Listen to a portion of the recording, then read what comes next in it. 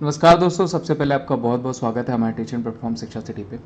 तो आज मैं आपको 15 सितंबर के करंट अफेयर प्रेजेंट करने जा रहा हूँ। खैर कई दिनों से मैं वीडियोस नहीं प्रेजेंट कर पा रहा था, मैं अवेलेबल नहीं था। तो अभी मैं आपको जितने भी करंट अफेयर्स छूटे हैं तकरीबन 10 से 15 और आज 16 है तो 16 के भी ये सारे ही मैं आपको तीन तीन वीडियोस करके प्रेजेंट कर दूंगा। वीडियो को एंड तक देखिएगा, वीडियो काफ़ी अच्छी लगेगी आपको।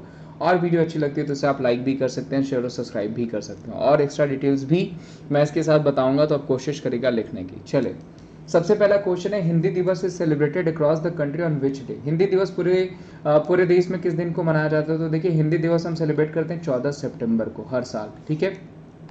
प्लस इस बार जो है 14 सितंबर के अलावा अगर पूछा जाएगा आपको कि इंटरनेशनल हिंदी डे हम कब सेलिब्रेट करते हैं, तो वो हम सेलिब्रेट करते हैं 10 जनवरी को। तो ये दोनों ही क्वेश्चन ध्यान रखिएगा, 10 जनवरी भी आपको पूछा जाता है इंटरनेशनल हिंदी डे यानी विश्व हिंदी दिवस, प्लस आपका राष्ट्रीय हिंदी दिवस 14 सितंबर को। ठीक, ये क्लियर हो गया इतना। उसके अलावा इस बार का थीम अगर पूछा जाएगा तो बेसिकली हिंदी को प्रायोरिटाइज कर रहा है, यानी देश और विदेशी भाषा को दूर रख करके हिंदी की भाषा का उपयोग करना इस बार का थीम था, ठीक है।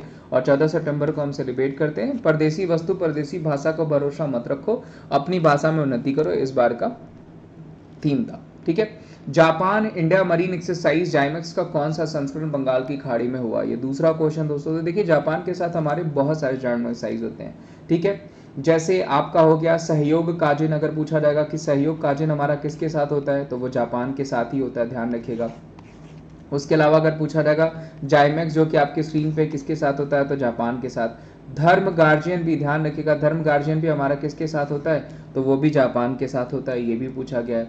उसके अलावा पूछा जाएगा आपको कि सीनियो मैत्री किसके साथ होता है, तो सीनियो मैत्री भी हमारा जापान के साथ ही होता है। तो ये क्वेश्चंस आपको बन सकते हैं। और इस बार जाइमेक्स का 6वां एडिशन यानी 6th एडिशन हुआ है। जाइमेक्स भारत और जो है कि जापान के बीच मरीन एक्सरसाइज से ध्यान रखिएगा, जो कि आपको पूछा जा सकता है। प्लस पूछा जाएगा कि कौन है करंट में हमारे जापान के पीएम कौन हो जाएंगे, तो वो हो जाएंगे फूमियो किशिदा, वो भी ध्यान रखिएगा, जो कि आपको पूछे जा सकते हैं। भारत के नया अटॉर्नी जनरल के रूप में किसे अपॉइंट किया गया? देखिए, ये भी बढ़िया क्वेश्चन है आपका। इससे पहले के वेणुगोपाल जी थे, अब इनकी जगह किसने ले ली है, तो मुकुल रोहतगी। अब जो हमारे नए अटॉर्नी जनरल ऑफ इंडिया हो जाएंगे वो कौन हो जाएंगे, मुकुल रोहतगी। जबकि एस तुषार मेहता कौन है, तो वो सॉलिसिटर जनरल ऑफ इंडिया, ये ध्यान रखिएगा। गिरीश चंद्र मुर्मू जी क्या गए, हमारे कंट्रोलर ऑफ जनरल अकाउंट्स हो जाएंगे। सोनाली सिंह जो हो जाएंगी वो जो है सीजी हो जाएंगे, कंट्रोलर सॉरी ये हो जाएंगे controller auditor general of India, और सीजी हो जाएंगे हमारी कंट्रोलर जनरल ऑफ अकाउंट्स, वो हो जाएंगी सोनाली सिंह, ये भी पूछा जा सकता है आपको। और मुकुल रोहतगी कौन हो जाएंगे, तो ये हो जाएंगे attorney general of India, AGI. Very very important, पूछा जा सकता है। 76 आर्टिकल में भी मेंशन किया जाता है आपको, तो ये क्वेश्चन पूछा जा सकता है। और भारत के ध्यान रखिएगा, ये जो है सेंट्रल गवर्नमेंट के विधि अधिकारी होते हैं, यानी सबसे बड़ा अगर पूछा जाएगा कि कानूनी अधिकारी कौन होता है, तो वो अटॉर्नी जनरल ऑफ इंडिया ही होते हैं। और इन्होंने जगह ली है के वेणुगोपाल की, तो पूछा जा सकता है आपको। इस क्वेश्चन का आंसर मुकुल रोहतगी। वरिष्ठ राजनयिक सीबी जॉर्ज को निम्नलिखित में से किस देश में अगले भारतीय राजदूत के रूप में अपॉइंट किया गया है? तो देखिए, वही देश के लिए अपॉइंट किया गया जिसके साथ हमारा जाइमैक्स हो गया, सीनियो मैत्री हो गया, धर्म गार्डियन हो गया, ठीक है, सहयोग काजिन हो गया। ये सारे जो जॉइंट साइज हमारे जिसके साथ होते हैं, तो उसी कंट्री के साथ। वो कंट्री कौन सी हो जाएगी, जापान। ध्यान रखिएगा। टोक्यो पूछा जाता है कैपिटल किस नदी के किनारे बसी है, अरकावा नदी के किनारे बसी है। अभी यहीं पे आपका समर ओलंपिक गेम्स भी हुए थे, जो कि पूछा जा सकता है आपको। वेरी इंपॉर्टेंट क्वेश्चन बन सकते हैं यहाँ से। इटालियन ग्रैंड प्रिक्स 2022 किसने जीते थे? देखिए, इस साल तो लग रहा है सारे जो है कि ग्रैंड प्रिक्स यही जीत जाएंगे। वो कौन हो जाएंगे, मैक्स वर्स्टपेन। ध्यान रखिएगा, मैक्स वर्स्टपेन ने इटालियन ग्रैंड प्रिक्स 2022 जीत लिए। वेरी वेरी इंपॉर्टेंट, सारे ग्रैंड प्रिक्स मैं एक बार में ही आपको प्रेजेंट कर दूंगा जितने भी इंपॉर्टेंट हैं। प्रधानमंत्री नरेंद्र मोदी ने ग्रेटर नोएडा में विश्व डेयरी शिखर सम्मेलन 2022 का उद्घाटन किया। शिखर सम्मेलन का विषय क्या था? देखिए, पूछा जा सकता है। सबसे पहला क्वेश्चन तो आपको पूछा जाएगा कि विश्व डेयरी शिखर सम्मेलन 2022 कहाँ पे हुआ, तो ध्यान रखिएगा ग्रेटर नोएडा में हुआ। वेरी इंपॉर्टेंट क्वेश्चन बन सकता है, पूछा जा सकता है। और दूसरा क्वेश्चन यहाँ से बनेगा कि इसकी थीम क्या थी? तो देखिए, इसकी थीम थी dairy for nutrition and livelihood. ध्यान रखिएगा, dairy for nutrition and livelihood इस बार के विश्व डेयरी शिखर सम्मेलन की थीम थी। वेरी वेरी इंपॉर्टेंट क्वेश्चन, जो कि आपको पूछा जा सकता है। और खैर, कल तो प्रधानमंत्री जी का जन्मदिन भी है, तो बहुत सारे क्वेश्चंस कल के भी देखिए आपको बनेंगे, बहुत सारी चीज़ें खुलेंगी जो पूछी जा सकती हैं आगे जाकर के। फाइनल में निम्नलिखित में से किस टीम को हरा करके श्रीलंकाई क्रिकेट टीम ने एशिया कप 2022 जीता? तो देखिए, जो एशिया कप 2022 का फाइनल हुआ था वो श्रीलंका और पाकिस्तान के बीच हुआ था, जिसमें पाकिस्तान को श्रीलंका ने हरा दिया। ध्यान रखिएगा, पाकिस्तान को श्रीलंका ने हरा दिया और इस बार का एशिया कप विनर भी हो गया है। ध्यान रखिएगा, इस बार का एशिया कप विनर कौन हो गया है, तो वो हो गया आपका श्रीलंका, जिसने पाकिस्तान को हरा दिया था। वेरी वेरी इंपॉर्टेंट, पूछा जा सकता है। श्रीलंकन टीम के कैप्टन पूछे जाएंगे तो वो दाशन सनाका हो जाएंगे, अगर आपको पूछे जाते हैं में भी अगर पूछा जाए। सबसे अधिक रन पूछा जाएगा तो मोहम्मद रिजवान ने बनाया, दूसरे नंबर पे विराट कोहली थे। सबसे अधिक विकेट पूछा जाएगा तो वो भुवनेश्वर कुमार ने लिया हुआ। तो ये क्वेश्चंस आपको में भी बन सकते हैं, तो ध्यान रखिएगा। इस क्वेश्चन का आंसर क्या हो जाएगा, वो हो जाएगा पाकिस्तान, और हराया किसने, तो श्रीलंका ने हराया। आयुष मंत्रालय द्वारा हर साल धन्वंतरी जयंती पर आयुर्वेद दिवस मनाया जाता है। यह वर्ष मनाया जाएगा, अब कब मनाया जाएगा, तो ध्यान रखिएगा 23 अक्टूबर को हर साल हम आयुर्वेद दिवस के रूप में सेलिब्रेट करते हैं। पूछा जाता है आपको, धन्वंतरी जी को ध्यान रखिएगा, आयुर्वेद का भगवान कहा जाता है, पूछा जा सकता है आपको, 1 नंबर का क्वेश्चन है, ठीक है।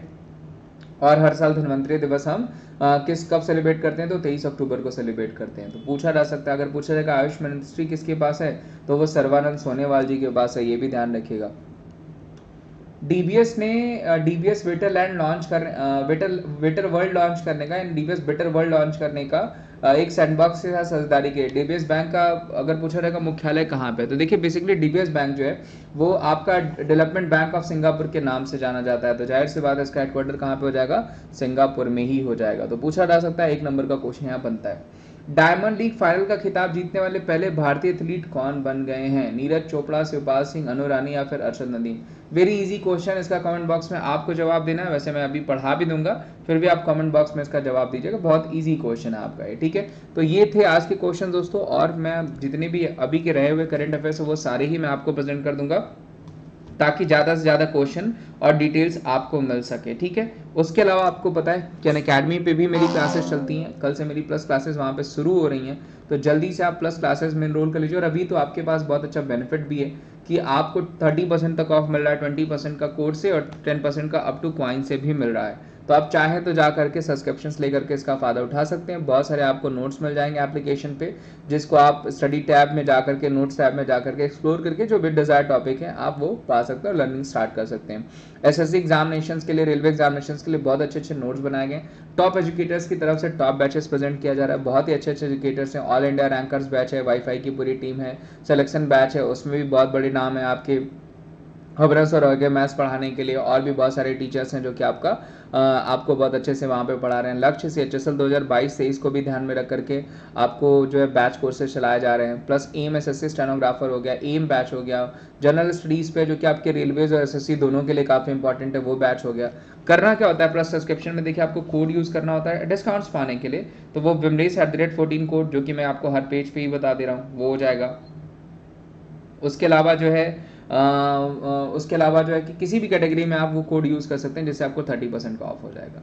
तो बाकी अपना ध्यान रखिए, मिलते हैं हम आपसे अगले सेशन में, और उसके बाद जो है आपको और एक्स्ट्रा डिटेल्स के साथ और क्वेश्चन बनाएंगे। Thank you so much, bye bye, take care.